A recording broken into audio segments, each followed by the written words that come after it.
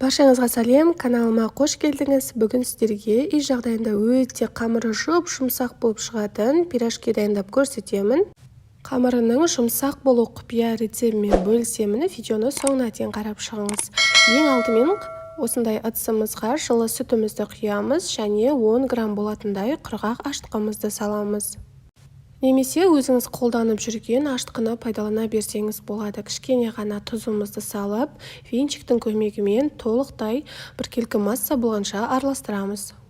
Видеода көріп тұрғандарыңыздай, венчикпен араластырған кезде осындай көпіршіктер пайда болуы қажет. Егер сізде ондай көпіршіктер пайда болмаса, демек сіздің ашытқыңыздың мерзімі өтіп кетті деген сөз.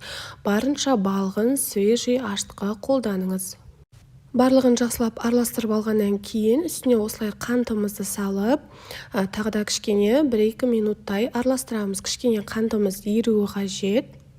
Және де алдын ала ерітілген маргарин немесе сары майымызды осылай құятын боламыз. Маргариннің проценті, яғни пайызы маңызды емес. Мен кәдімгі қарапайым маргаринді қолдандым. Барлығын осылай жақсылап тұрып араластырып аламыз.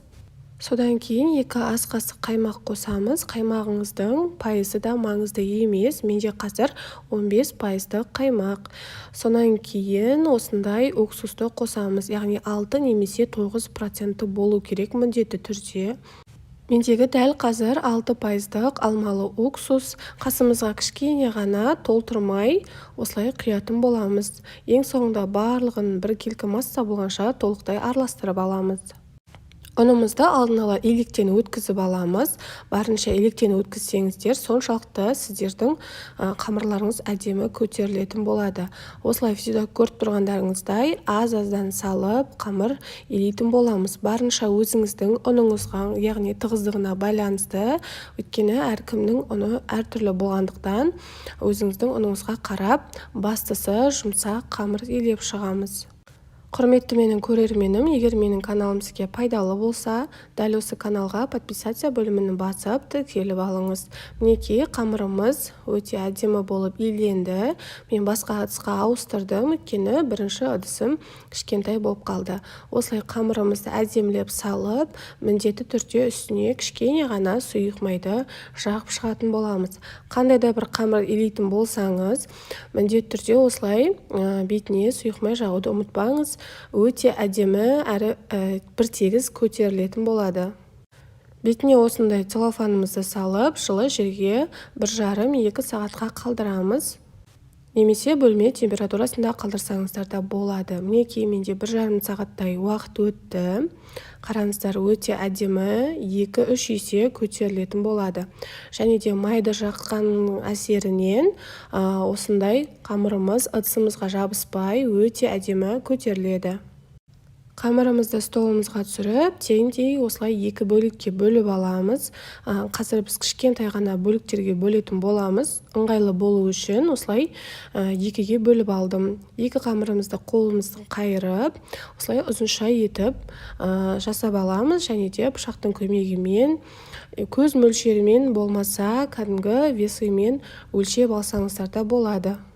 Мен осылай көз мөлшерімен шамалап кесіп алдым. Және әрбір кішкентай бөлікті қолыңызбен қайырып, кішкентай ғана күлше жасап шығамыз. Барлығын осылай жасап аламыз алдын ала. Дәл осы видеоның астына толық рецептін жазып қалдырамын. Сол жерден қарай аласыздар. Барлығы түсінікті деп ойлаймын. Сондықтан достарыңызға, құрдастарыңызға жіберіп қойыңыздар. Мінекей мен барлығын жасап алдым. Менде 15 данасы шықты. Енді кезекте бетіне жауып, осы жерде қалдырсаңыздар да болады. Бірақ та мен тарелкамды кішкене ғана майлап алып, тарелканың үстінде кішкене 10-15 минут ұстайтын боламын. Қамырымыз қаншалықты жақсы көтерілсе, соншалықты біздің пирожкилеріміз жұмсақ әрі дәмді болып шығады. Бетіне целлофанымызды немесе жылы шүберегімізді жауып 10-15 минутқа қалдырамыз. Бұл қамырымыз көтерілем дегенше біз салмасын дайындаймыз. Мен ең бірінші осы ет тартылған еттің үстіне пиязымды майдалап турап қостым. Үстіне картопымызды да майдалап турап қосамыз. Дәміне қарай дәмдеуіштер қоссаңыздар болады. Қара бұрыш, тұзымызды және де кішкене ғана паприка қосып жіберсеңіздер өте дәмді болады. Салмасын дәл осылай жасау міндетті емес, өзіңізге қалаған, өзіңізге ұнайтын начинкамен, яғни салмамен жасай берсеңіздер болады. Барлығын дайындап алғаннан кейін енді пирожкимізді жасап бастаймыз. Майға қуырғаннан көрі осылай духовкада майсыз жасағаныңыз өте тиімдірек болады. Оқтауымыздың көмегімен осылай әдемілеп, орташа пішіндес қылып жайып алатын боламыз. Қатты қалың немесе қатты жұқа болмау қажет. Дәл ортасына осылай салмамызды молынан салып шығамыз. Негізінде пирожкиді неше түрлі әдіспен жасайды. Сіздерге өте оңайын және де бір жасағанда шығатын рецептімен бөлістім. Осылай салмасын салып, жақсылап тұрып, қолымызбен тығыздап түйіп шығатын боламыз. Ашылып кетпейтіндей, ешқандай да қиындығы жоқ. Ең бірінші рет жасасаңыз да сіздің қолыңыздан келеді. Дәл осылай барлығын әдемілеп жасап шығамыз. Сіздерге түсінікті болу үшін тағы да біреуін көрсетемін. Қамырымызды жайып, осылай ортасына салмамызды салып, жақсылап нығыздап түйіп шығамыз. Екі шетін кішіне қарай қайырып түйіп жібереміз. Қатты ұшты болып кетпес үшін осылай барлығын әдемілеп жасап шығамыз.